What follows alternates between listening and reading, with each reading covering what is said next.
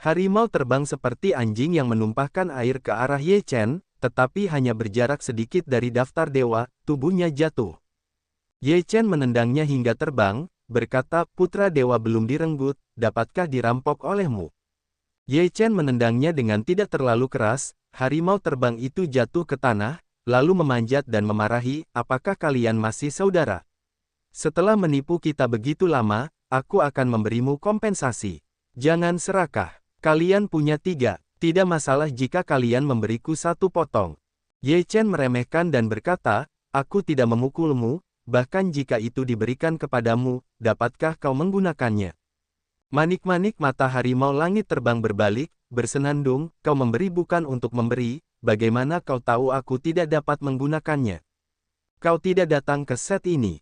Aku tidak tahu sempoa apa yang ada dalam pikiranmu. Kau tidak memiliki ilusi apapun. Ye Chen benar-benar menghancurkan gagasan harimau terbang. Tidak cukup, saudara ini benar-benar putih, harimau terbang bergumam, tidak mau menghadapi. Kapan kau bisa mengalahkan putra dewa, darah iblis dan orang-orang yang mengatakan itu? Ye Chen memukul harimau terbang itu lagi. Cepat atau lambat, tuanku akan menginjak-injak mereka di bawah kakinya, harimau terbang itu bergumam. Ye Chen mengumpulkan pecahan-pecahan daftar segel dan peta Bagua Taiji, lalu memindai bakat orang-orang di tempat kejadian, dan berkata, sekarang kau tahu aku memiliki 3 potong daftar dewa. Jika kau mau, kau bisa datang kepadaku, tetapi kau hanya dapat menemukanku, jika tidak, aku akan membuatmu menyesalinya sepanjang hidupmu. Kata-kata Ye Chen menjadi jelas. Dewa ada di tangannya. Jika orang-orang ini mengancamnya dengan teman-temannya, mereka akan menanggung konsekuensi yang tak tertahankan. Tidak ada perubahan dalam penampilan Du Gujiu Jian, Dao 1, Nangong Yi Dao, dan Guang Shengzi. Mereka tampaknya tidak mendengar kata-kata Ye Chen, tetapi mereka mengingat kata-kata Ye Chen di dalam hati mereka. Setelah Ye Chen menyatukan napas tubuhnya, dia bertanya kepada Flying Tiger, apakah kamu sudah keluar? Kami yang lain belum keluar. Bagaimana aku tahu? Aku telah mengambil kekuatan bos dari ruang itu, bagaimana aku bisa tahu apa yang terjadi sekarang? Flying Tiger mendengus. Ye Chen menatap Flying Tiger si penjudi dan berkata, mereka tidak keluar, jadi mereka hanya bisa menemukannya. Setelah berkata demikian, Ye Chen juga mengabaikan orang-orang yang hadir, berbalik pergi. Meskipun Flying Tiger masih berjudi, tetapi juga pergi bersama Ye Chen. Beberapa orang di tempat kejadian saling memandang dan tidak tahu harus berkata apa. Mereka hanya sibuk lagi. Dengan kekuatan Ye Chen yang baru saja mereka lihat, dan dengan kekuatan mereka saat ini, mustahil untuk mengambil potongan-potongan sensenban dari tangan Ye Chen, jadi mereka untuk sementara waktu mengabaikan gagasan itu. Karena daftar dewa telah diperoleh, tidak ada lagi yang tersisa di sini, dan mereka akan pergi. Ye Chen, kau benar-benar mendapatkan potongan-potongan daftar segel itu, yang merupakan milikku, dan tidak seorang pun dapat mengambilnya. Setelah orang-orang itu pergi, sebuah suara dingin keluar dari kekacauan. Kemudian, Cao Ming keluar, wajahnya muram seperti air. Kurasa Yao Xi, Sue, Zhao Tianjian, dan Xuan Yuan tidak punya masalah. Mereka mungkin sedikit bermasalah, yaitu, 2 orang dari Mantian dan Xuan Wu mungkin akan mendapat masalah. Flying Tiger mengikuti Ye Chen untuk mencari keberadaan orang lain, dan bergumam sambil berjalan. Kunci dari pertanyaan sekarang adalah, di mana kita mulai mencari mereka? Ye Chen berkata. Flying Tiger menggaruk kepalanya, menggelengkan kepalanya dan berkata, aku tidak tahu. Ye Chen menggelengkan kepalanya tanpa daya, yang begitu kacau sehingga tidak ada batas dan tidak ada arah untuk dikatakan. Mereka sekarang tidak tahu bagaimana cara masuk ke ruang-ruang itu, apalagi untuk menemukan orang. Pada saat ini, di ruang-ruang itu, Mentian dan Xuan Wu terjebak di ruang asli, dan mereka tidak keluar, yang semuanya membuat depresi. Yao Xi, Liu Feixue, Xuan Yuan, dan Zhao Tianjian telah menemukan cara, tetapi untuk keluar, itu juga membutuhkan waktu dan keberuntungan. Keberuntungan Flying Tiger lebih baik. Tepat ketika Ye Chen tidak memiliki cara, tiba-tiba kekacauan ruang ini tampaknya berangsur-angsur menghilang, dan Ye Chen dan Fei Tian Tiger semuanya berbeda satu sama lain. Kemudian, kekosongan itu terdistorsi, dan Ye Chen dan Flying Tiger terkejut. Sebelum mereka kembali, mereka tidak dapat melihat satu sama lain. Ketika mereka muncul lagi, mereka memiliki gerbang istana di depan mereka, yang bertuliskan Aula Jiwa, 3 kata besar. Ye Chen dan Flying Tiger semuanya memiliki wajah yang berbeda, mereka telah keluar dari Aula Jiwa. Pada saat ini, beberapa sosok muncul berturut-turut, yang semuanya adalah orang-orang yang telah memasuki Aula Jiwa. Orang-orang ini keluar, mereka juga sedikit terkejut, mereka juga berpikir tentang bagaimana cara keluar dari Aula Jiwa, tetapi tidak berpikir, mereka tiba-tiba keluar. Kemudian, Yao Xi, Liu Feixue, Xuan Yuan, dan yang lainnya telah muncul berturut-turut. Ketika Mantian dan Xuan Wu muncul, depresi di satu wajah bahkan sedikit tertekan dan malu. Harimau terbang yang pot tidak terbuka untuk menyebutkan pot yang mana, wajah tersenyum Hei Hei berkata, saya bilang kalian berdua, belum meninggalkan ruang asli. Xuan Wu dan Mantian saling memandang dengan perbedaan satu sama lain, dan tiba-tiba, saya merasa jauh lebih baik. Saya bukan satu-satunya yang terjebak di ruang awal. Jika membiarkan mereka mengetahui pikiran satu sama lain, tidak tahu ekspresi apa yang akan terjadi. Sepertinya kalian akan keluar, Mantian bersenandung. Harimau terbang dengan wajah bangga berkata, saya benar-benar keluar, itu adalah permainan yang bagus. Siapa yang mendapat daftar dewa? Xuan Wu bertanya dengan suara rendah. Harimau terbang tersenyum misterius, menjual tiket masuk anak berkata, kamu menebak. Lagi pula, bukan kamu, kata Alam. Feitian Tiger dengan wajah serius berkata, kenapa bukan aku? Kalau kamu, apa kamu masih akan bermain trik? Sudah lama sekali. Mantian mengalihkan pandangannya dengan jijik. Feitian Tiger melotot ke arah Mantian, dan Xuan Wu bertanya, kamu tidak menjual trik. Siapa yang mendapatkannya? Siapa lagi? Tentu saja, bocah itu. Aku tidak tahu bagaimana kehidupan bocah itu bisa begitu baik. Dia mendapatkan daftar 3 dewa. Flying Tiger berkata dengan penuh ketidaksenangan. Mantian dan Xuan Wu sama-sama menatap Ye Chen. Ye Chen tertawa. Mereka berdua tersenyum. Mereka malu. Mereka tidak tahu harus berkata apa untuk sementara waktu. Ada banyak orang yang menunggu di luar aula pesona. Sekarang semua orang yang telah memasuki aula telah keluar. Mereka juga sangat ingin tahu siapa yang mendapatkan pecahan daftar dewa. Salah satu dari mereka menatap Ye Chen dan yang lainnya dengan mata jahat, dan seluruh udara menjadi agak padat. Akan tetapi, mereka tidak berani melakukannya, karena Raja Dizang yang sedang duduk di tanah mendengarkannya, tidak berbicara dalam diam. Baru saja Ye Chen dan yang lainnya muncul. Raja Tibetlah yang mengulurkan tangannya dan mengeluarkan semuanya. Karena pecahan-pecahan daftar dewa telah muncul, tidak perlu untuk tetap berada di dalamnya, dan hampir mustahil bagi Raja Tibet untuk keluar jika dia tidak keluar. Di samping Raja Tibet, Zhong Zhengnan, Meng Po dan Cui Fu Jun berdiri dengan hormat. Mereka semua memandang Ye Chen, dan Ye Chen juga memandang mereka dengan senyum tipis. Kemudian Ye Chen memandang Raja Dizang. Raja tampak tenang, dan ada seorang pria di sampingnya, Mahagaye. Mahagaye tidak memasuki aula pesona. Tampaknya dia tidak datang untuk menangkap pecahan-pecahan daftar dewa.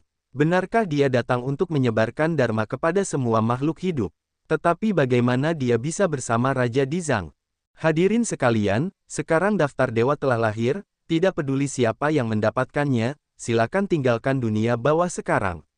Ketika Raja Bumi membuka mulutnya, dia mulai mengantar tamu-tamunya. Di hadapan orang kuat yang dapat mengalahkan Hades, bahkan orang jenius yang paling luar biasa pun tidak memiliki emosi. Mereka semua memberi hormat kepada Raja Tibet, lalu menatap Ye Chen dengan sengaja atau tidak sengaja, lalu segera pergi. Arti dari tatapan seperti itu tidak bisa lebih jelas lagi. Semua orang hantu yang hadir juga melihat ke arah Ye Chen, dan mereka semua menduga bahwa Ye Chen mendapatkan pecahan daftar dewa. Ye Chen tidak memperhatikan mata ini. Dia tahu bahwa cepat atau lambat, seluruh dunia akan mengetahuinya. Namun, dia sama sekali tidak takut. Tidak ada cara untuk melindungi hidupnya sebelumnya. Sekarang, selama itu bukan benteng Mahayana, dia tidak takut. Ye Chen memberi hormat kepada Raja Tibet dan berkata, "Selamat tinggal." Raja Tibet menjawab, "Dermawan, saya sangat berterima kasih karena telah membuka segel saya."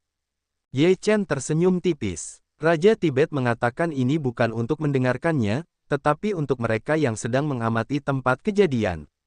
Ini menunjukkan sikap Raja Dizang, dan juga memberi tahu mereka yang hadir bahwa Ye Chen adalah juru selamatnya. Bahkan mereka yang tidak lagi mengenal dunia dapat memahami bahwa Ye Chen tidak dapat disentuh di dunia bawah, jika tidak, ia akan menanggung kemarahan Raja Dizang. Di tempat kejadian, mata orang-orang yang tamak itu juga bertemu. Ye Chen mengepalkan tinjunya dan tertawa, tetapi tidak berbicara, lalu memberi isyarat kepada Fei Tianhu, Yao Xi, dan yang lainnya untuk pergi bersama. Melihat Ye Chen pergi seperti ini, meskipun orang-orang kuat di dunia bawah tidak mau membuat kesalahan, mereka hanya bisa menahan napas ini. Apakah kamu memanggilku dermawan? Ketika Ye Chen mengingat kata-kata Raja Dizang di dalam hatinya, dia tidak bisa menahan rasa heran, apakah Raja Dizang seorang penganut agama Buddha, atau dengan kata lain, Raja Dizang telah berubah menjadi Mahagaye. Ye Chen menggelengkan kepalanya, dan kemungkinan yang terakhir hampir nol. Jika kemampuan Raja Dizang diubah oleh Mahagaye, Mahagaye dapat mengubah Hades secara langsung. Tidak ada kemungkinan yang terakhir, jadi yang ada hanyalah yang pertama. Memikirkan hal ini, Ye Chen tidak bisa menahan diri untuk tidak menghirup udara dingin dan mengaguminya.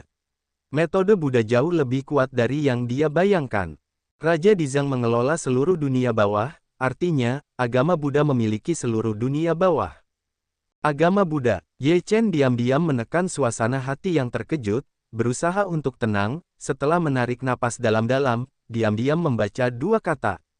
Dari celah Guimen, Ye Chen dan yang lainnya keluar dari Istana Gajah Dewa dan langsung kembali ke wilayah selatan. Berita tentang lahirnya daftar Dewa Feng sudah diketahui semua orang, dan kebanyakan orang tahu bahwa Ye Chen memiliki 3 keping daftar Dewa Feng, dan dunia menjadi gempar untuk sementara waktu. Dulu, banyak orang menduga bahwa Ye Chen memiliki 3 keping daftar Dewa Feng, tetapi tidak ada bukti. Sekarang buktinya begitu kuat sehingga banyak orang juga tertarik padanya. Selain itu, beberapa orang telah mendengar berita tentang pertempuran antara Ye Chen dan Shenzi di dunia bawah. Mereka terkejut mendengar pemandangan seperti itu. Kekuatan 3 keping daftar dewa membuat beberapa orang yang memiliki ide merasa sangat tersentuh. Setelah kembali ke tanah suci Sanxing, Ye Chen langsung pergi ke halaman kaisar tertinggi. Di halaman tua dan sederhana, kaisar tertinggi sedang duduk di ruangan dengan lutut bersilang. Pintu ruangan terbuka. Tampaknya kaisar sudah lama tahu bahwa Ye Chen akan muncul. Ye Chen melangkah masuk ke pintu dan berlutut memberi hormat, "Guru, murid telah kembali." Kaisar tertinggi membuka matanya dan mengangguk sedikit, berkata, "Sekarang Anda telah mendapatkan 3 keping pecahan daftar Feng Shen. Ini adalah petualangan besar Anda. Namun, orang-orang yang ingin mendapatkan keping-keping itu ada di sana. Anda berada dalam situasi yang sangat berbahaya sekarang." Ye Chen tidak takut untuk berkata, "Karena sudah begitu, kita hanya bisa menghadapinya dengan berani, dan kita tidak bisa selalu menyusut di tanah suci Sanxing." Mendengar kata-kata Ye Chen, kaisar tertinggi mengangguk puas, lalu berkata, "Anda telah meletakkan dasar yang kokoh untuk 3 jilid pertama kitab suci Tao. Sekarang saya akan mengajarkan Anda jilid keempat." Ye Chen memahami maksud kaisar dan memintanya untuk berlatih jilid keempat di tanah suci Sanxing, yang juga dianggap sebagai cara menghindari angin.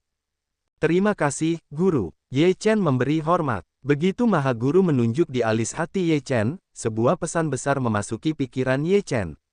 Jilid keempat dari budaya kitab suci membuat simbol, semuanya tersimpan. Ada perbedaan besar antara volume 4 dan volume 3. Jika Anda dapat memahami volume 4, volume 5 tidak akan terlalu sulit. "Silakan," kaisar berkata dengan lemah. Ye Chen membungkuk keluar dari halaman. Dia kembali ke gubuknya. Pada saat ini, Fei Tianhu dan Guwen serta Gutian ada di sana. Fei Tianhu dan Guwen saling bertarung. Mereka dilahirkan untuk menjadi musuh. Jika mereka tidak bertarung, mereka akan merasa ada sesuatu yang kurang. Harimau Fei Tian tidak akan menyerah pada orang lain sama sekali, tetapi di hadapan orang Tiongkok kuno, ia akan selalu menyerah. Kakak Ye Chen benar-benar hebat. Dia memiliki ketiga bagian dari daftar penyegelan dewa. Tidak seperti beberapa orang, dia tahu cara menyombongkan diri. Guwen memutar matanya ke arah Fei Tian Tiger dan berkata, Fei Tian Tiger tidak setuju dan berkata, pamanku yang membiarkan anak ini, kalau tidak, anak ini akan sangat beruntung. Sudah kubilang kau akan mati jika tidak menyombongkan diri. Gu Tianhu tidak bisa menahan napas. Fei Tian Tiger berkata sambil tersenyum, menyombongkan diri juga merupakan keterampilan. Itu benar-benar keterampilan terhebatmu. Jalan serang Tiongkok kuno. Fei Tian Tiger tidak peduli, dan berkata sambil tersenyum, jika kau ingin bergaul dengan baik, kau tidak boleh melewatkan kulit sapi. Acara besar, acara besar. Yun Fan berlari dan berteriak. Apa yang kau katakan? Flying Tiger melotot ke arah Yun Fan. Cloud Fan sama sekali tidak memperhatikan Fei Tian Tiger, berkata kepada Ye Chen, 7 boneka kecil akan menantang Light Seven. Apa? Fei Tian Tiger tiba-tiba melompat, di mana itu? Sekarang ada tontonan yang bagus untuk ditonton. Ketika Ye Chen mendengar ini, dia tidak bisa menahan tawa. Awalnya, dia berpikir bahwa jika 7 boneka kecil bertarung dengan 7 putra goyang, siapa yang lebih kuat atau lebih lemah. Sekarang itu benar-benar akan menjadi kenyataan. Ye Chen berkata, ayo pergi dan lihat. Sejujurnya, meskipun Ye Chen penasaran tentang siapa yang akan memenangkan pertempuran, dia juga lebih khawatir tentang keselamatan 7 boneka itu. Di langit di atas gunung di luar Xiancheng di wilayah selatan, ada banyak sosok manusia. Dalam kelompok sosok ini, 7 boneka kecil dan 7 anak goyang saling berhadapan. Status 7 saker hanya sedikit lebih rendah daripada Zhengzi. Mereka juga merupakan tokoh terkenal di seluruh dunia. Di masa lalu, ini adalah kasus dengan generasi Yao Guangqizi manapun. Di setiap generasi, akan ada tokoh terkenal, seperti lelaki tua dengan 7 pedang panjang, seperti lelaki tua yang jatuh di negeri peri sebelumnya, yang dulunya merupakan tokoh paling kuat di dunia. Hari ini, 7 dari 7 putra cahaya yang bergoyang semuanya adalah orang-orang berbakat. Jika kita berbicara tentang bakat individu, mereka tidak akan kalah dari bakat-bakat ini. 7 boneka kecil itu disegel pada zaman dahulu hingga mereka lahir sekarang. Bakat mereka tidak diragukan lagi. Kalau tidak, mereka tidak akan disegel oleh kakek mereka, dan mereka baru lahir sekarang. 7 boneka kecil ini menangis dan mengguncang 7. Apakah mereka memakan empedu macan tutul dengan hati beruang? Ada biksu yang menonton adegan itu dengan mencibir. Jangan meremehkan ke-7 boneka kecil ini. Mereka tidak sederhana, konon, mereka adalah satu-satunya karakter yang masih hidup dari suku Hulu. Meskipun jumlah orang Hulu sedikit, akan ada tokoh-tokoh terkenal di setiap generasi. 7 pengocok itu bukan orang biasa. Aku tidak tahu siapa yang akan memenangkan perang ini. Semua orang membicarakannya. Tentu saja, mereka masih ingin memenangkan kemenangan ke-7 boneka kecil itu. Bagaimanapun, ke-7 boneka kecil itu milik ras iblis, dan mereka masih memiliki prasangka rasial di hati mereka. Ye Chen dan Fei Tianhu, Yun Fan, saudara laki-laki dan perempuan Gu Tian tiba di tempat kejadian, dan mereka merasa lega melihat bahwa mereka belum mulai bertarung. Ye Chen tidak mengatakan apapun kepada ke-7 boneka kecil itu. Dia hanya memperhatikan perkembangan keadaan dengan tenang dan tidak ingin penampilannya berdampak pada ke-7 boneka itu. Ketika Ye Chen menutup diri, ke-7 boneka kecil itu juga pergi keluar untuk mengalaminya dalam waktu yang lama. Adapun kemana mereka pergi, Ye Chen tidak tahu. Sekarang dia bisa merasakan bahwa kekuatan ke-7 boneka kecil itu telah meningkat pesat. 6 tingkat harmoni, Ye Chen mengangguk sedikit, kecepatan kemajuan seperti itu di luar imajinasi Ye Chen. Bagaimana orang-orang ini bisa meningkatkan kekuatan mereka begitu cepat? Harimau Fei Tian juga sangat terkejut, dia hanya cocok untuk 6 level, 7 boneka kecil telah mencapai keadaan seperti itu. Ye Chen berkata, mungkin ada beberapa petualangan, hidup adalah resusitasi darah. Sungguh monster. Yun Fan melengkungkan bibirnya dan berkata, mereka semua berkata bahwa kamu mengguncang 7 yang kuat, 7 saudara kita tidak yakin. Kebetulan kita semua adalah 7 orang. Hari ini kita akan memiliki pemenang atau pecundang. Dengan senyum percaya diri, bos berpakaian merah berkata, karena kamu ingin menantang, kami mengguncang 7 putra untuk menemani, perang ini memiliki hidup dan mati. Baiklah, kalau begitu jangan bicara omong kosong dan bertarung. Bos tidak bertele-tele, dia menghentakkan kakinya dan bergegas keluar dalam sekejap. Pada saat bos bergegas keluar, 6 boneka kecil yang tersisa juga bergegas keluar. Mereka bekerja sama satu sama lain untuk membentuk susunan di udara. Susunan ini adalah susunan bintang 7 biduk besar yang diberikan Ye Chen kepada mereka. Ketika dia melihat susunan seperti itu, dia marah dan berkata, "Kamu mencuri susunan biduk besar kami. Siapa bilang, ini susunan bintang 7 biduk besarmu? Bisakah kau mengatakan bahwa jika kau menggunakan pedang, maka tidak ada orang lain yang bisa menggunakannya?" Si tua keempat mencibir. Mengguncang 7 putra cahaya satu persatu dengan marah, Tiansu juga mengerutkan kening, memperlihatkan kedinginan, berkata, "Susunan simpul." Yao Guang Qizi mengubah posisinya dalam sekejap. Semua pedang panjang di belakangnya keluar dari sarungnya untuk membentuk susunan pedang bintang 7 Beidou.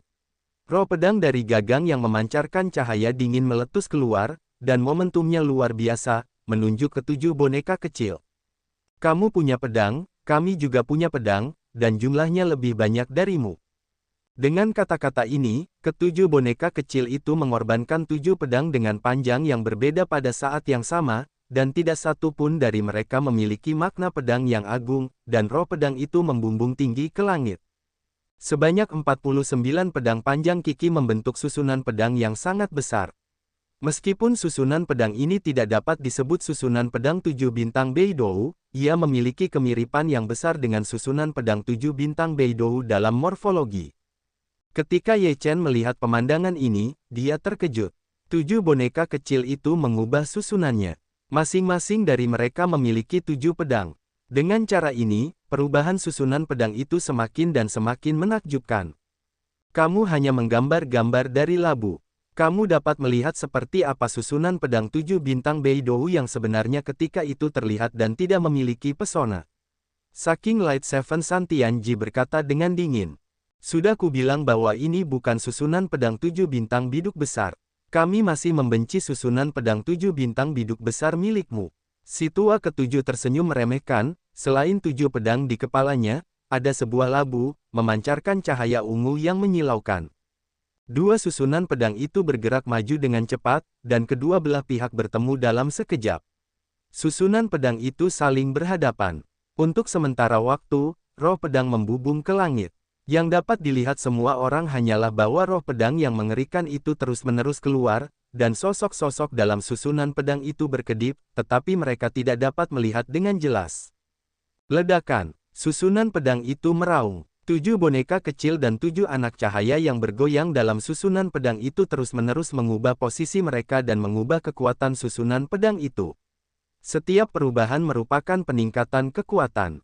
Tidak diragukan lagi bahwa susunan pedang Yao Guang Qizi sangat kuat, dan kerja sama Yao Guang Qizi juga merupakan pemahaman diam-diam, tanpa masalah apapun. Mereka saling menjaga, perubahan tanpa akhir, orang tidak dapat mencegahnya. Namun, kali ini, lawan mereka bukanlah orang biasa, tetapi 7 boneka kecil yang juga memiliki susunan itu, dan pemahaman diam-diam mereka lebih mengerikan daripada mengguncang ketujuh anak itu. Mereka adalah 7 labu yang terbuat dari tanaman merambat. Mereka adalah 7 saudara sejati. Mereka saling mencintai dan saling menyayangi. Pemahaman diam-diam semacam ini tidak sebanding dengan pemahaman saudara lawan jenis. Kuncinya adalah bahwa 7 boneka kecil itu telah meningkatkan susunannya berdasarkan apa yang diajarkan Ye Chen kepada mereka, dan mereka memiliki 49 pedang. Dengan cara ini, akan ada lebih banyak perubahan. Meskipun ada banyak perubahan dalam susunan pedang, itu tidak serta-merta menempati keuntungan. Bagaimanapun, susunan pedang bintang 7 Beidou di Tanah Suci Yao Guang diciptakan oleh leluhur Yao Guang, dan kekuatannya begitu kuat sehingga tidak dapat dilampaui oleh beberapa boneka kecil dengan sedikit perubahan. Namun, saat ini, di bawah konfrontasi sengit antara kedua belah pihak, susunan pedang 7 boneka kecil itu jelas tidak lebih lemah daripada susunan pedang 7 bintang biduk. Jelaslah bahwa ketujuh pedang dari kedua belah pihak tidaklah tak terbatas. Semuanya tampak menyilaukan dan menyilaukan. Pedang Qi yang tak berujung meledak menjadi kekuatan yang dahsyat. Untuk sesaat, langit dan bumi dipenuhi dengan semangat membunuh, dan susunan pedang dari kedua belah pihak tampak hancur. Ledakan. 7 boneka kecil dan Yao Guang Qizi semuanya melangkah mundur. Wajah mereka menjadi jelek, dan susunan pedang bintang 7 biduk mereka hancur. Namun, ketujuh boneka kecil itu tidak terkejut. Susunan pedang mereka tidak sedalam susunan pedang bintang 7 Beidou. Itu bagus untuk menghancurkan susunan pedang bintang 7 Beidou. Susunan pedang bintang 7 biduk tidak lebih dari itu. Itu hancur sekaligus. Yang kedua mencibir. Sepertinya aku meremehkanmu. Tian Kuan dingin. Lao Liu mencibir, jangan menganggap ini sebagai alasan atas kegagalanmu. Sekarang keluarkan apa yang disebut kemampuan aslimu untuk melihat seberapa hebat kemampuanmu yang sebenarnya. Kamu akan tahu, mengguncang cahaya dengan dingin. Ketujuh pedang Yao Guang keluar. Tindakan semua orang sama. Tingkat saling pengertiannya menakjubkan. 7 boneka kecil itu juga membunuh 79 pedang untuk membentuk hujan pedang. Mereka membunuh 7 anak tanpa ampun. Bunuh. Cahaya goyang 7 putra juga meraung, 7 pedang panjang keluar, menghasilkan bayangan pedang yang tak terhitung jumlahnya, dan membunuh masa lalu. Dalam sekejap, langit dan bumi tampak diselimuti oleh roh pedang. Semua orang tercengang. Hanya suara, bang, yang terdengar, dan cahaya pedang ada di mana-mana, seolah-olah meledak. 49 pedang dan 7 pedang semuanya mundur. 7 boneka kecil bergegas keluar bersama. Tidak ada yang membawa 7 pedang panjang dan membunuh Yao Guang Qizi. Mengguncang cahaya 7 putra tidak menunjukkan kelemahan, memegang pedang panjang untuk membunuh, kedua belah pihak bertarung dengan sengit. Harus dikatakan bahwa kerjasama yang ditunjukkan oleh 7 pengocok dalam pertempuran itu sempurna. Terkadang kita dapat melihat 2 lawan 1 dalam pertempuran 7 lawan 7, dan terkadang berubah menjadi 7 lawan 1. Jenis pertempuran dan perubahan kemampuan antara 7 pengocok mana yang jauh lebih baik daripada 7 boneka kecil. Bagaimanapun, ini adalah hasil dari pertarungan selama bertahun-tahun. Dan pemahaman diam-diam dari 7 boneka kecil itu sudah ada sejak lahir, meskipun pemahaman diam-diam itu sempurna, tetapi jika Anda ingin memainkan pemahaman diam-diam ini dengan tajam dan jelas, panasnya tidak cukup, jelas lebih buruk daripada mengguncang 7 anak. Namun, tidak semudah itu untuk mengalahkan 7 boneka kecil itu. Kedua belah pihak bertarung dengan sangat sengit. Meskipun kemampuan kerjasama tim kuat, Yao Guang Qizi masih hanya bisa bertarung dengan 7 boneka kecil. Si tua ketujuh melemparkan labu harta karun ungu ke langit, dan labu ungu itu menjadi besar dan tak tertandingi. Labu itu memancarkan banyak cahaya ungu, yang memiliki daya tarik besar dan dapat menelan orang. Setelah labu harta karun ungu mulai digunakan, labu itu jelas memberikan beberapa efek pada si tua ketujuh. Setelah itu, Lao Liu mulai menghilang, yang bahkan lebih sulit dicegah. Begitu api dan air dari si tua ketujuh dan si tua ketujuh keluar, ketujuh saker itu langsung terbagi menjadi 2 bagian. Satu sisi menyala dan sisi lainnya membanjiri langit. Si tua ketujuh mengandalkan tubuh King Kongnya yang tidak buruk, dengan gegabah meneruskan serangan gila-gilaan, bahkan jika serangan itu mengenai tubuhnya, dengan kulit tembaga dan tulang besinya juga sangat sulit untuk benar-benar melukai titik vital. Si tua ketujuh dapat menghindari serangan dan melawan balik dalam waktu tercepat. Si tua ketujuh mengandalkan kekuatannya yang dahsyat. Setiap serangan bagaikan badai, menyapu dengan kekuatan untuk menghancurkan segalanya. Ketujuh bersaudara itu mengembangkan keterampilan mereka sendiri. Ketujuh saker menjadi bingung dengan perubahan yang tiba-tiba seperti itu. Kebuntuan itu pecah dan ketujuh saker jatuh ke angin. Ye Chen melihat pertempuran itu dan berkata sambil tersenyum, sebenarnya, itu adalah kemampuan mereka sendiri untuk menggunakannya secara maksimal. Orang-orang kecil ini benar-benar kesayangan langit dan bumi. Mereka terlahir dengan kemampuan yang begitu kuat. Harimau terbang juga tidak bisa menahan perasaan senang. Ketika mereka melihat bahwa mereka ditekan oleh 7 boneka kecil, mereka semua terkejut dan merasa luar biasa. Pada saat yang sama, mereka dikejutkan oleh cara yang kuat dari 7 boneka kecil. Sebagai tulang punggung 7 saker, Tiansu segera mengerti bahwa itu pasti akan gagal total dan tidak dapat berbalik. Dia berteriak, hukum suci cahaya yang mengguncang. Jika Anda tidak mendengar 7 dharma, goyangkanlah. Dengan bantuan kekuatan metode sihir, 7 saker segera berkumpul bersama untuk membentuk susunan bintang 7 biduk besar dan melancarkan serangan gila pada 7 boneka kecil itu. Siapkan kakak tertua juga memberikan minuman keras. Pada suatu saat, ketujuh boneka kecil itu saling mendekat dan membentuk susunan piramida yang sangat aneh dalam postur penguasa. Puncak piramida kakak tertua mengendalikan seluruh susunan, dan kemudian masing-masing mengembangkan bakat dan kemampuannya. Kemudian, 49 pedang terbunuh bersama. Ketujuh orang itu jatuh ke depan, dengan momentum yang luar biasa. Mereka seperti gunung, yang ditekan ke arah tujuh pengocok, dan tidak akan tergoyahkan. Ketujuh pengocok itu meraung dengan gemuruh. Mengandalkan metode suci mengguncang cahaya, mereka membunuh dengan gegabah. Cahaya pedang itu sangat mengagumkan, dan kekuatan ketujuh pedang itu juga tak tertahankan. Ledakan.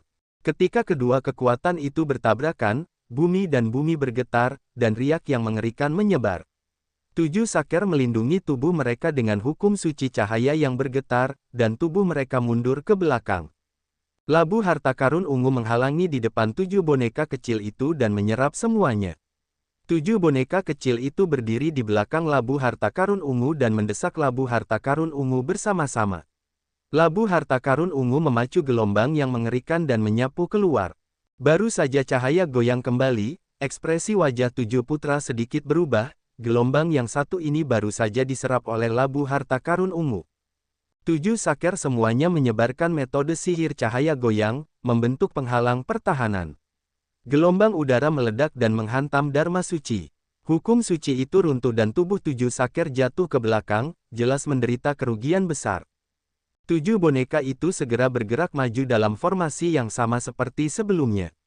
Tujuh bersaudara itu tampaknya menjadi satu orang dalam sekejap, dan napas mereka menjadi sama, tetapi kekuatan keseluruhan mereka meningkat beberapa kali lipat. Setelah 49 cahaya pedang terbunuh, wajahnya berubah drastis. Saat dia mundur, dia sekali lagi menggunakan pedang bintang tujuh biduk besar untuk melawannya. Cahaya pedang meraung, dan pakaian Yao Guang Qizi semuanya hancur, yang jelas-jelas kalah. Meskipun ada beberapa luka di tubuh tujuh boneka kecil itu, dilihat dari momentumnya, mereka masih lebih baik daripada Yao Guang Qizi. Ye Chen melihat kekalahan tujuh anak itu, dan tujuh boneka kecil itu masih ingin mengejar mereka. Jika mereka ingin membunuh mereka sekaligus, mereka segera berkata, kemenangan telah dibagi. Mari kita berhenti di titik ini. Tujuh boneka kecil mendengar suara Ye Chen, semuanya berhenti, dan kemudian menyingkirkan seluruh napas tubuh, penuh kegembiraan terhadap Ye Chen, tidak memperhatikan untuk mengguncang tujuh anak. Semua orang yang hadir tercengang. Apakah ini akhir dari pertempuran? Ye Chen sepatah kata, biarkan awalnya masih memiliki niat membunuh tujuh boneka kecil menjadi bayi yang lucu. Bos Ye, ku dengar kamu punya 3 potong daftar Feng Shen. Tujuh orang tua itu menatap Ye Chen dengan penuh semangat, maknanya sangat jelas, ingin melihat seperti apa daftar dewa-dewi itu pada akhirnya. Kami adalah Bos Ye yang paling kuat. Tentu saja, daftar dewa-dewi itu milik Bos Ye, kata Lao Liu dengan nada menyanjung. Hanya saja, tujuh boneka kecil itu semua menyanjung dan tertawa. Ye Chen memutar matanya dan berkata, jangan menyanjungku. Tidakkah kau ingin melihat seperti apa para dewa itu? Kembalilah ke tanah suci Sanxing dulu. Tentu saja, tujuh boneka kecil itu tidak memiliki pendapat. Ye Chen melihat ketujuh boneka kecil itu dan pergi tanpa mengatakan apapun. Dia tidak perlu menjelaskan apapun kepada ketujuh boneka kecil itu, tetapi dia tidak ingin ketujuh boneka kecil itu membunuh mereka.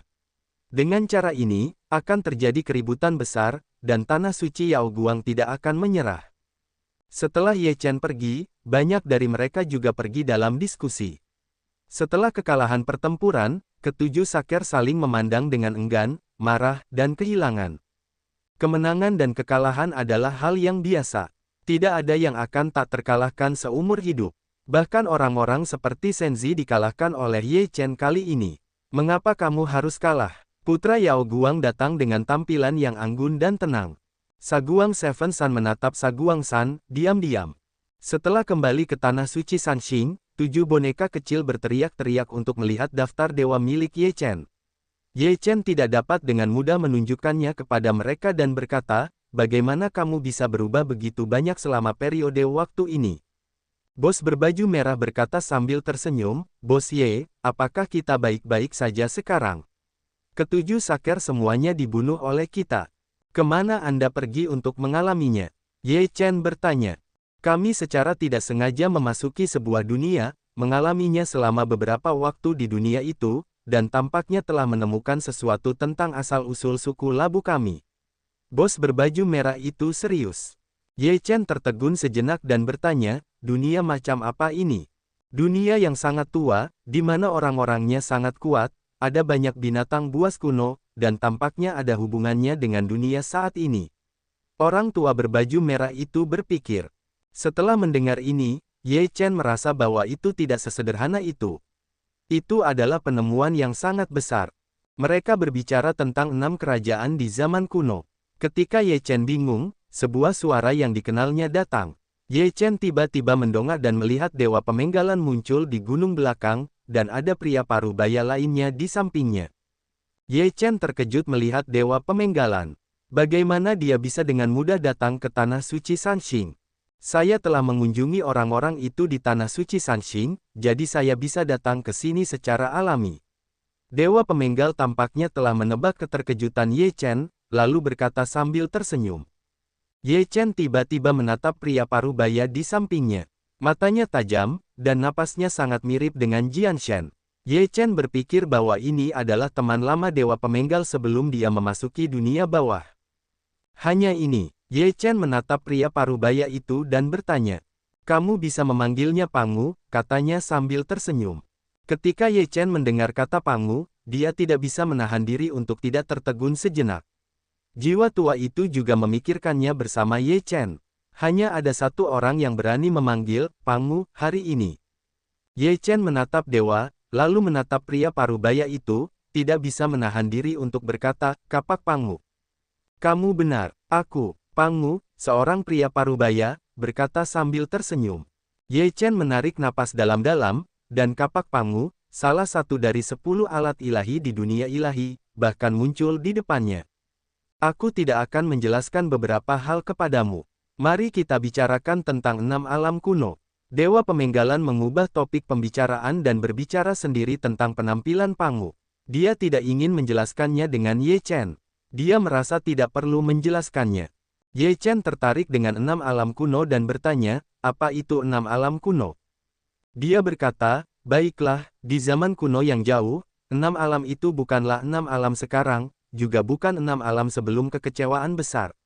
Apa yang saya katakan adalah periode sebelum zaman kuno, yang dikenal sebagai zaman kuno, tetapi itu jutaan tahun lebih awal dari zaman kuno. Singkatnya, zaman kuno dapat dibagi menjadi zaman kuno awal dan akhir. Dan 6 alam kuno adalah 6 alam dari zaman kuno awal. Dewa memenggal kepala Ye Chen dan menatap Ye Chen untuk melihat apakah Ye Chen mengerti apa yang dia katakan. Ye Chen menyisirnya dalam diam, lalu mengangguk, tetapi tidak berbicara. Sebaliknya, dia siap untuk terus mendengarkan kisah pemenggalan dewa.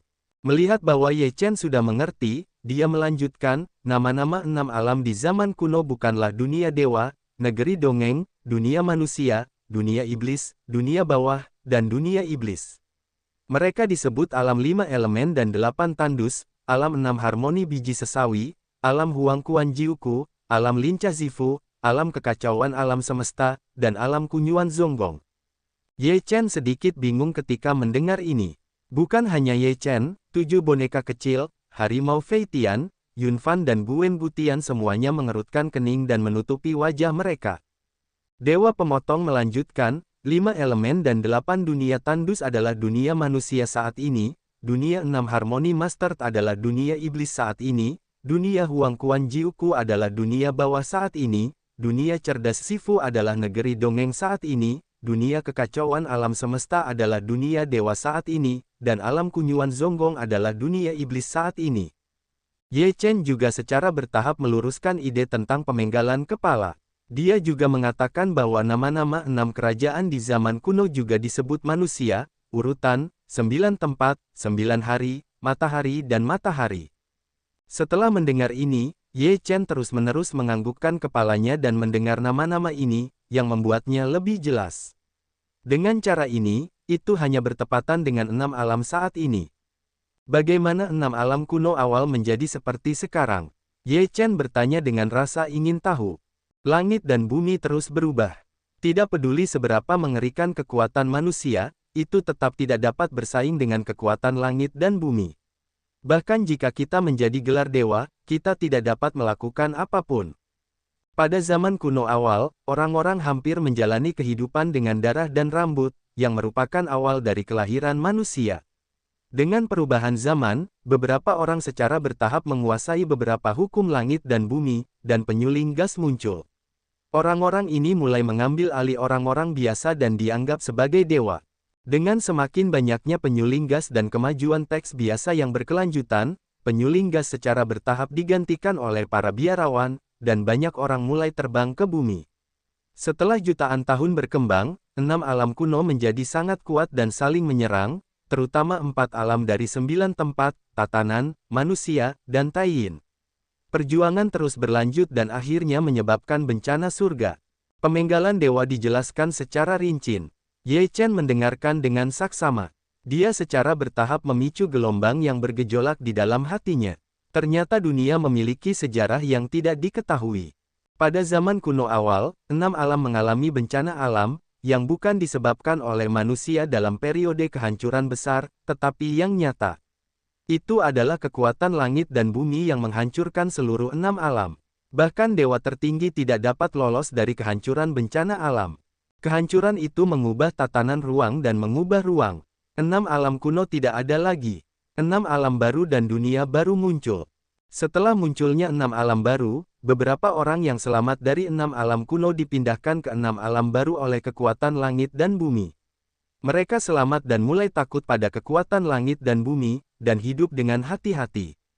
Bertahun-tahun kemudian, para biksu muncul lagi di langit dan bumi, dan seluruh 6 alam mulai menjadi kuat lagi.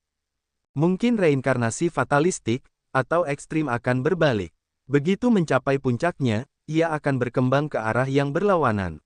Munculnya periode kekecewaan besar juga disebabkan oleh fakta bahwa 6 alam itu kuat sampai batas tertentu, yang mendorong kekacauan 6 alam. Meskipun kali ini bukan penghancuran kekuatan langit dan bumi, itu masih tidak dapat dipisahkan dari langit dan bumi.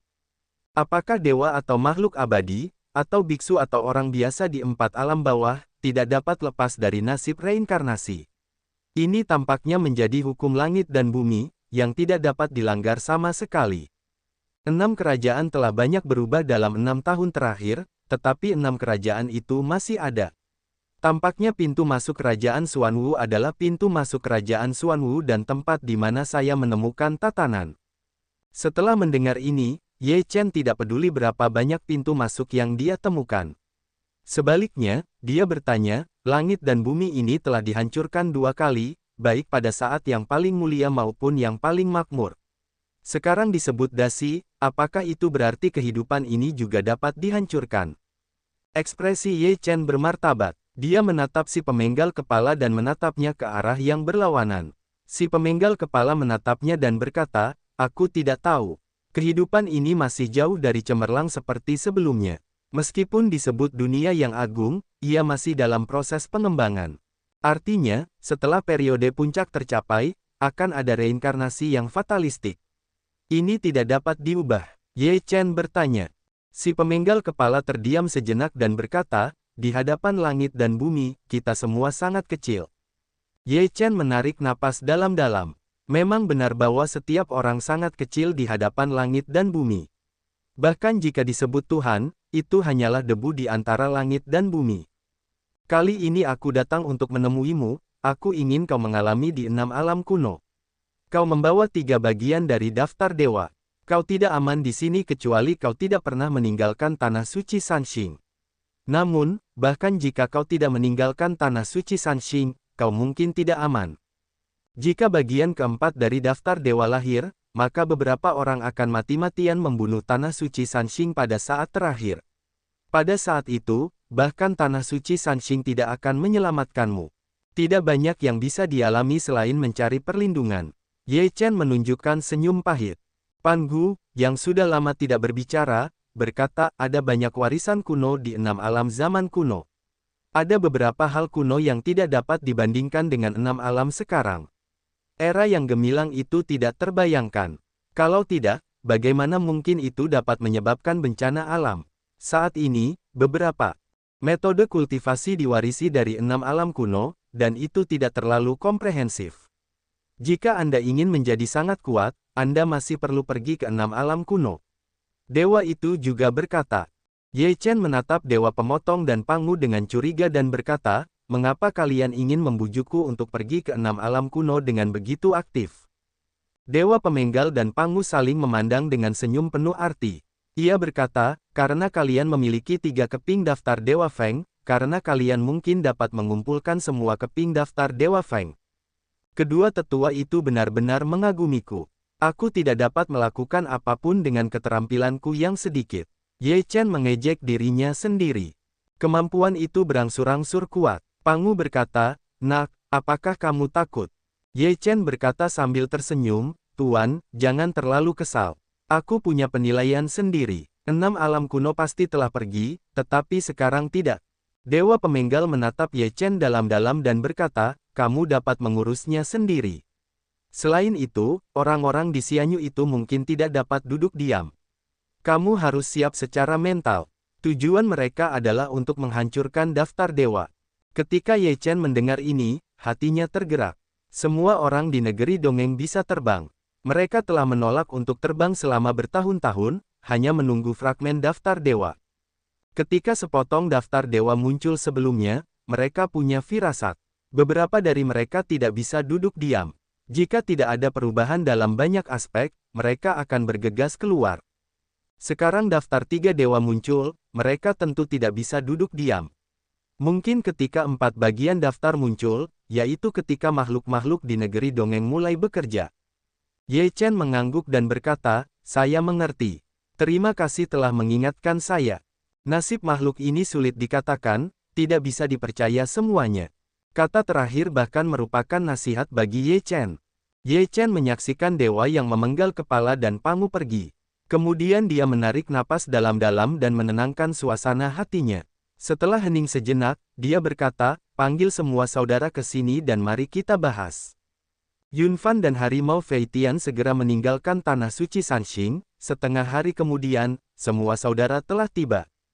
Kali ini, Ye Chen juga memanggil Yin Qingyang, dan dia merasa perlu bagi Yin Qingyang untuk berpartisipasi. Di luar pondok jerami di belakang tanah suci Sanxing. Sekarang ada 2 tempat untuk kalian alami. Tempat pertama adalah Suanyuan, tempat kalian telah mengalaminya. Saat ini, Long Qing dan Long Tong sedang berlatih di sana. Mereka tidak tahu apakah mereka hidup atau mati. Ada tempat lain tempat kakak laki-laki dan saudaranya telah mengalaminya. Ye Chen langsung ke intinya, tetapi semua orang bingung. Apa yang terjadi? Apakah ini untuk kita alami? Mentian tampaknya ingin mengerti, menatap Ye Chen dengan ragu-ragu dan bertanya. Ye Chen mengangguk dan berkata, 2 tempat yang baru saja kusebutkan sangat bermanfaat untuk peningkatan kekuatanmu. Dunia ini tidak damai sekarang. Kekuatanmu juga perlu ditingkatkan lebih lanjut. Tidak diragukan lagi, itu adalah tempat terbaik untuk pergi ke sana. Apa yang ada di sana? Yunfan dengan penasaran menatap Suanyuan, 7 boneka kecil dan yang lainnya bertanya. Zhao Tianjian berkata sambil tersenyum tipis, kamu akan tahu seperti apa dirimu di dalam. Singkatnya, dunia ini lebih luas dari ini. Ini adalah tanah kuno dan berdarah. Xuanwu berkata sambil tersenyum. Yunfan, yang belum pernah ke sana, menatap Feitian Tiger, dan keduanya memiliki beberapa ide. Ye Chen menatap kerumunan dan berkata, bahaya dan peluang hidup berdampingan. Kita semua datang ke sini seperti ini. Tentu saja, aku hanya sebuah usulan. Kamu harus mempertimbangkannya sendiri. Ye Chen tidak bersikeras pada hal seperti itu. Dia hanya menyarankannya. Adalah kebenaran yang tidak dapat diubah bahwa seseorang tidak dapat hidup dengan mudah, hanya melalui baptisan darah kita dapat menjadi lebih kuat dan lebih kuat. Tidak ada murid dari keluarga bangsawan yang disebut jenius jika dia tidak menerima pengalaman dalam keluarganya. Tidak peduli seberapa bagus bakatnya, tidak peduli seberapa tinggi wilayahnya, dia hanya orang kuat di luar tetapi juga ahli di tengah. Itu harus pergi. Aku khawatir aku tidak punya tempat untuk bermain sekarang. Flying Tiger segera berkata. Yaitu, ada tempat yang begitu bagus, pengalaman tidak bisa pergi adalah orang bodoh, ketika saatnya Long Qing dan Long Tong 2 keturunan mengejar, itu benar-benar memalukan rumah. kata Yun Fan sambil tersenyum. Meskipun kita telah berada di sana, bahayanya masih ada. Kita masih bisa melatih kita. Selain itu, masih ada beberapa hal yang belum terpecahkan sebelumnya. Sekarang saatnya untuk menyelesaikannya. Xuan Yuan tersenyum santai. Semua orang mulai mengekspresikan sikap mereka dan bersedia pergi ke dua tempat itu untuk berlatih. Ye Chen mengangguk dengan gembira. Meskipun ada risiko tertentu, apakah tidak ada risiko di dunia manusia? Hal-hal yang akan dihadapi di masa depan mungkin lebih berbahaya daripada yang akan dialami. Ye Chen tidak berani bersantai sejenak, dan bersiap menghadapi bahaya di saat-saat aman, yang merupakan keyakinannya yang hidup, atau dia akan mati tanpa sadar dalam ketenangannya. Pada akhirnya, Ye Chen tidak mengatakan apa-apa lagi, jadi dia membiarkan pertemuan itu bubar. Kali ini, dia tidak akan pergi untuk mengalaminya terlalu dini. Jilid keempat Kitab Suci Tao baru saja tiba. Dia harus memahaminya sebelum membuat rencana. Jilid keempat Kitab Suci Tao dapat disebut sebagai jilid tersulit dalam buku ini. Banyak leluhur kita yang terjebak di jilid keempat, dan mereka tidak dapat membuat terobosan, yang menjadi penyesalan seumur hidup. Ye Chen tidak ingin berhenti di sini, jadi dia harus menerobos jilid keempat, dan akhirnya benar-benar memahami seluruh Tao Jing.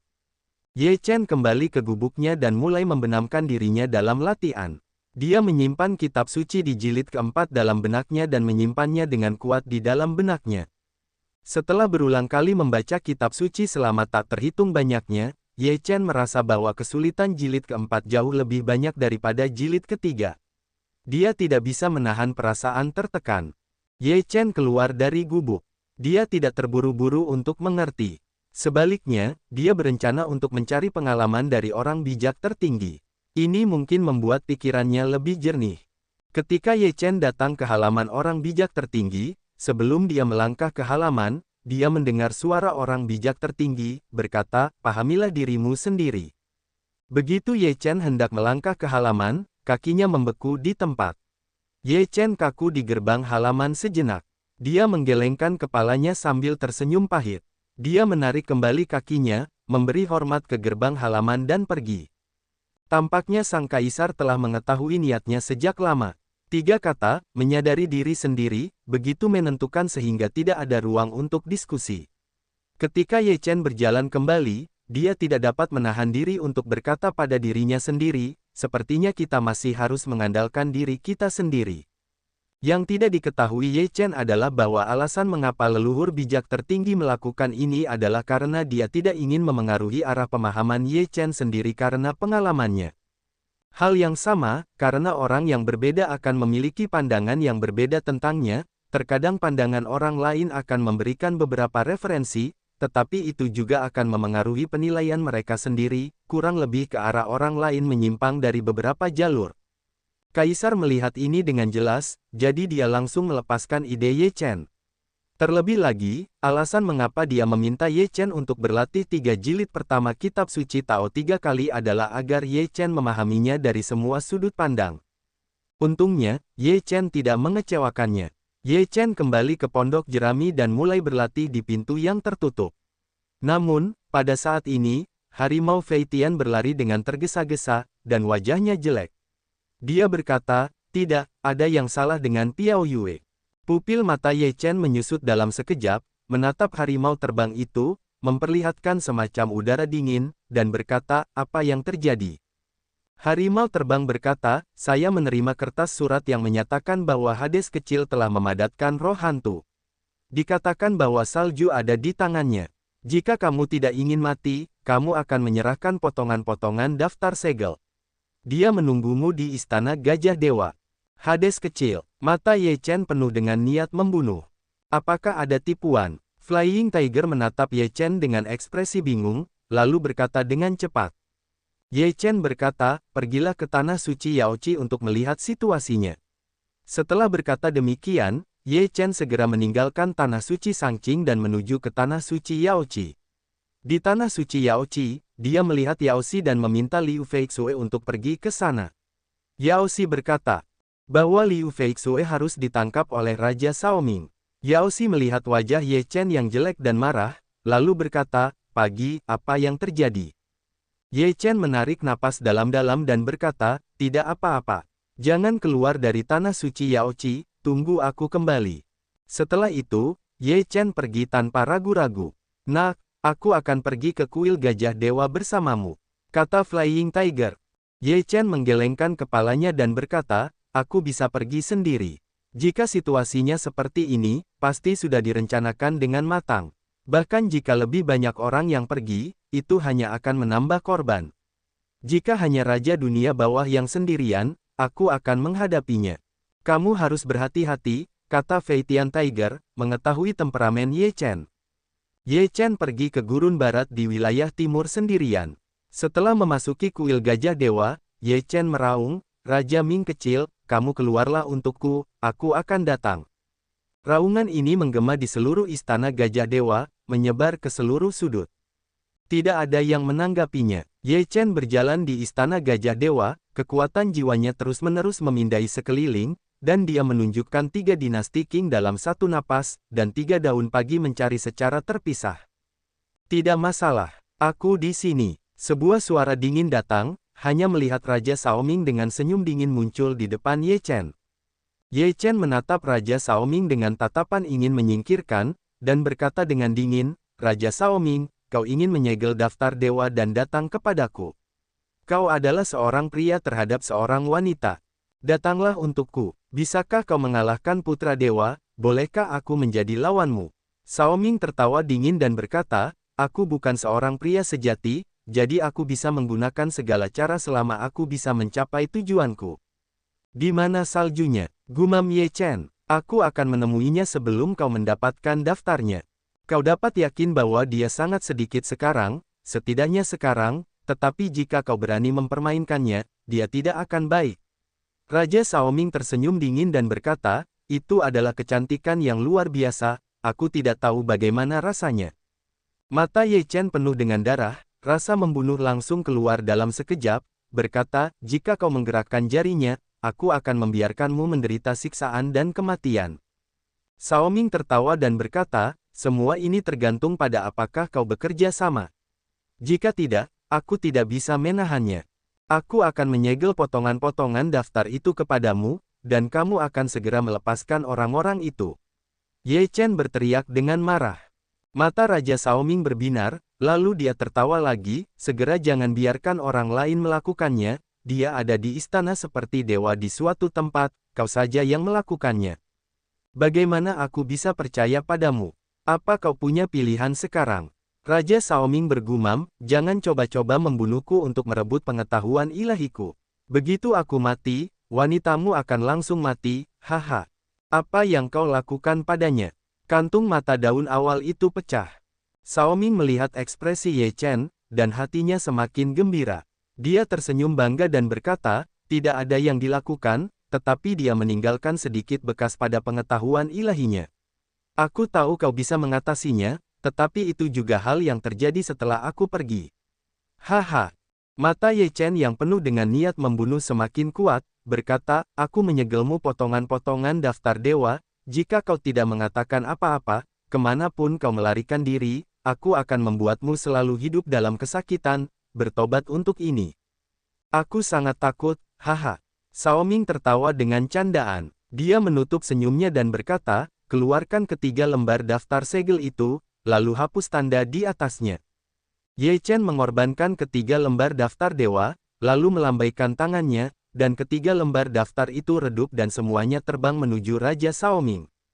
Xiaoming sangat gembira di dalam hatinya.